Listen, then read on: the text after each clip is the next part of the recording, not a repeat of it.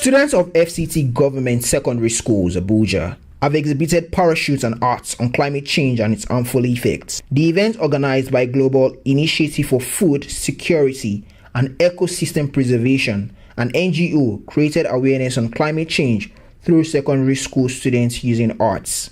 Student participants at the exhibition had this to say. The conservation of our environment depends on us, and the government has a lot to do in the conservation of our environment. Laws should be placed on poaching and other illicit activities that are not supposed to be going on in our environment. If I myself decide that I'm going to plant a tree on my birthday, and you decide that you are going to plant a tree on your birthday, then there are going to be enough oxygen for the both of us, because as we all know, the trees gives us oxygen and we give back to them carbon dioxide. So actually, the things I identify responsible for climate change, I'll first start from dumping of refuse. After the dumping of refuse, which causes pollution in the environment, then go to burning of bushes. Instead of afforestation, we are deforesting our trees. Afforestation is the proper thing we're supposed to do instead of deforestation. Then we also see smokes from industries and companies like bakery, which causes gas flaring. And gas flaring affects the cloud and the weather, which destroy our ozone layer and brings about what we call acidic rain. This acidic rain now affects our environment. The theme, what all this were about is like an awareness against climate change. How to help to stop the destruction of the earth for a better living. We are also encouraging people to join hands and help us in the maintenance of the earth to make a good future. Thank you. The world is now degrading in some sectors. It's already getting that status, it's already breaking off.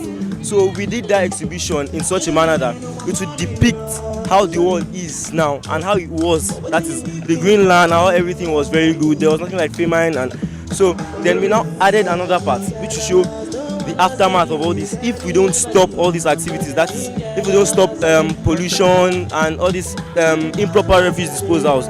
The executive director of GIFSEP, Mr. David Michael, said the event was organized essentially to give people practical views of climate change through works of art. He added that the project is a way of appealing to people's conscience, especially the policymakers, to take real climate change actions in the country. I don't like talking about the government all the time. It's about us individuals and the society. The truth is that we cannot continue to use the resources we have at the moment the way we are doing it. We're just exploiting the environment. Within this same land that is not decreasing, but we are degrading it the more. So what happens? What we need to do is sustainable use of these land resources, sustainable agriculture, sustainable construction, sustainable mining.